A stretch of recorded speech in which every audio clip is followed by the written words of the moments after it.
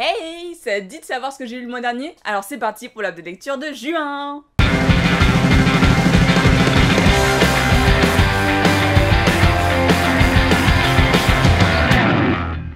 Souriez et En scène de Reina Telgemeier. Alors oui, je vais vous parler de ces deux histoires en même temps, même s'il ne s'agit pas du tout des mêmes personnages, on n'a pas du tout une suite entre En scène ou Souriez, c'est vraiment deux histoires distinctes. Par contre, ce qui les rassemble, c'est qu'à chaque fois, on a des tranches de vie sur la jeunesse qui est absolument super bien faite. Dans Souriez, comme le montre ce smiley avec ce très beau sourire d'enfer, bien sûr, ça va parler d'une adolescence qui a des bagues et qui va vivre plein d'aventures avec ses dents. Pas seulement d'ailleurs l'appareil dentaire, vous verrez qu'il y a plein de choses autour de ça. Et bien c'est encore une fois une tranche de vie, un peu comme Giant Days, sauf que cette fois on est dans la jeunesse, un peu plus jeune, on va être plutôt aux alentours du collège, et on va suivre cette nana avec sa bande de potes, avec ce que ça va changer dans sa vie ou pas. Et c'est super frais, c'est super sympa à lire, et j'ai vraiment beaucoup aimé. Dans En scène, on va cette fois suivre un autre groupe d'amis qui prépare une pièce de théâtre. Alors on va avoir plein de rôles, il va y avoir des acteurs, il va y avoir des décorateurs, des régisseurs, enfin vraiment tout cet univers du club de théâtre qu'on n'a pas du tout en France et qui se retrouve plutôt aux États-Unis. Je pense qu'en Angleterre ils ont aussi pas mal d'activités extrascolaires, mais c'est des choses que nous on n'a pas. J'ai adoré me plonger là-dedans, c'est quelque chose que j'aimais bien déjà dans tout ce qui est teen movie et toutes les séries où on a des ados. J'aimais bien cette ambiance de créativité, de se dépasser, de travailler ensemble pour produire un projet qui sera montré à toute l'école à la fin de l'année. Et là, c'est top. Alors, à côté de ça, il y a plein d'autres thématiques qui sont abordées, comme les premiers amours, comme l'homosexualité aussi. Et ça en fait, une fois de plus, encore un super comics à lire. Le Château des Étoiles, tome 1, de Alex Alice. C'est une BD dont j'en avais entendu beaucoup parler, à la fois pour son ambiance et pour ses dessins absolument magnifiques. Et c'est vrai que côté illustration, elles sont quand même superbes. On a des planches magnifiques avec une patte très particulière à l'aquarelle. On est dans un univers un peu steampunk et pourtant je me suis jamais sentie enfermée dans une ambiance de rouille, dans beaucoup de brume. Là c'est quelque chose de plus nuageux, plus léger, c'est vraiment super beau. Au niveau de l'histoire, on suit un enfant qui s'appelle Séraphin, on est à la fin du 19e siècle, et Séraphin a perdu sa mère qui était une chercheuse, une scientifique, qui voulait absolument connaître l'éther, cette matière très mystérieuse qui planerait au-dessus des nuages. Et bien entendu, il a envie de suivre les traces de sa mère, lui aussi, il veut découvrir, il veut enquêter sur l'éther, savoir ce qui se cache et comment utiliser cette matière d'un point de vue scientifique. Ajoutez à ça des complots, des machinations et plein d'autres choses, ça vous donne une très belle ambiance, mais je ne sais pas pourquoi, je n'ai pas été happée par l'histoire comme je l'espérais. La passe miroir tome 3, La mémoire de Babel, de Christelle Dabos. Et oui, moi aussi je fais partie de ceux qui ont lu La passe miroir dès qu'il est sorti. Timothée me l'a gentiment offert pile quand il était disponible. Je me suis jetée dessus et je l'ai dévoré. Alors vu que c'est un tome 3, je peux pas vous parler de l'histoire en elle-même, sinon je vais vous spoiler le tome 1 et le tome 2, ça serait quand même plutôt dommage. Par contre, moi j'ai bien aimé ma lecture, j'ai retrouvé les ambiances que Christelle Dabos sait si bien faire. On est vraiment plongé dans un univers qui n'a rien à voir avec le nôtre, qui est totalement cohérent et c'est absolument génial. Seul petit bémol, je trouve quand même qu'il y a quelques situations qui sont résolues un peu vite, surtout sur la fin, des choses qui ne sont pas forcément aussi bien exploitées que ça aurait pu l'être, mais honnêtement c'est vraiment juste un petit bémol. J'ai très hâte de lire le tome 4. La voix des oracles tome 3 de Estelle Faye. Bon là aussi, je peux pas vous parler vraiment de l'histoire du tome 3 sans vous spoiler le 1 et le 2.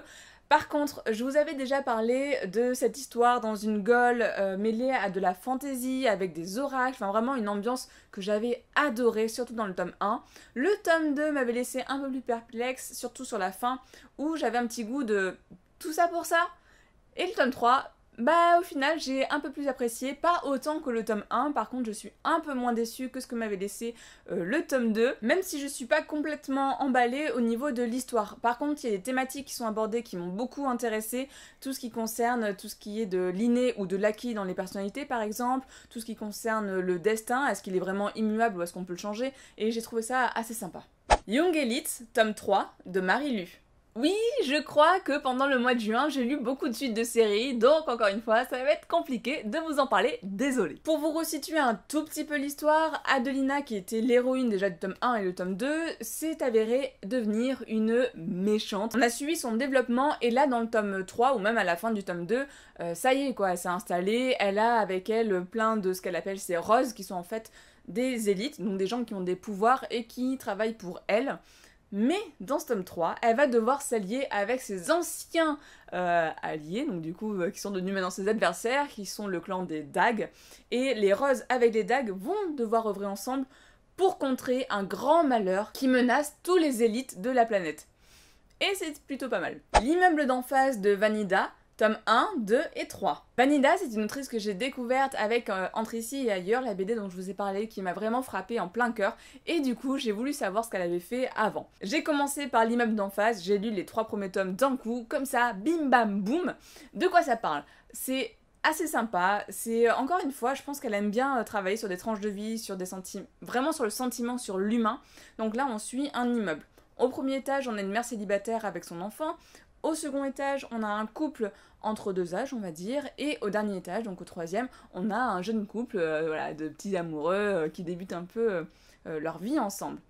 Et au fil des tomes, on va les voir évoluer, on va les voir se questionner, avoir des problématiques différentes, s'entraider ou pas. Et ben, c'est super sympa à lire. C'est vraiment, vraiment très bien, j'ai vraiment apprécié. Au niveau du trait, on a quelque chose d'assez fin, on peut sentir des inspirations manga, ce qui explique pourquoi ça a été qualifié de manga à la française, même si j'avoue, je suis pas forcément très fan de cette appellation, mais bon, je peux comprendre. Comme un goût de noisette de Vanida. Là, on a un recueil d'histoires courtes qui concernent l'amour. Et l'amour au sens large, ça va être à la fois entre 2 adultes, entre un adulte qui recherche à tout prix son âme sœur, entre une gamine de 13 ans qui tombe amoureuse de son voisin qui est plus âgé, et du coup ils mettent un peu de distance en se disant peut-être qu'un jour ça débouchera sur autre chose, mais pour l'instant ils peuvent pas. Pour la première fois, c'est une BD de Vanida que je lis qui a de la couleur. Alors c'est uniquement par touche, on a toujours son trait noir et blanc qui est magnifique, et on a un peu d'aquarelle par moment qui nous met des petites pointes de couleur comme ça, et ça fonctionne mais super bien.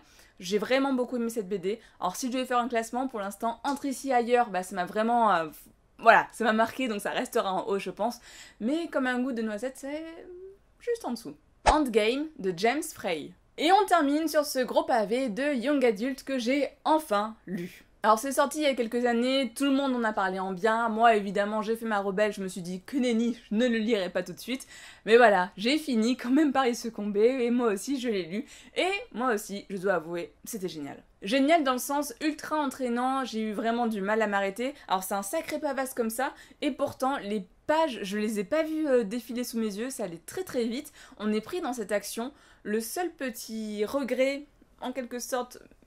Parce que je m'y attendais pas en fait, tiens, tome 2, donc du coup la fin c'est pas la fin, et j'étais toute frustrée là, à la fin de mon tome en me disant non. J'ai oublié de vous parler de l'histoire je crois, donc on a affaire à une bande de jeunes qui ne se connaissent pas, qui sont issus de grandes lignées ancestrales et qui vont chacun essayer de gagner un jeu assez mortel, il ne va en rester qu'un seul, et celui qui va gagner va pouvoir vivre avec sa lignée et tous les autres vont mourir. Ce qui était rigolo quand le livre est sorti, c'est que toute l'histoire dans le livre est faite avec des énigmes. Donc nos héros, enfin les différents adolescents que l'on suit, doivent résoudre des énigmes pour pouvoir avancer dans le jeu.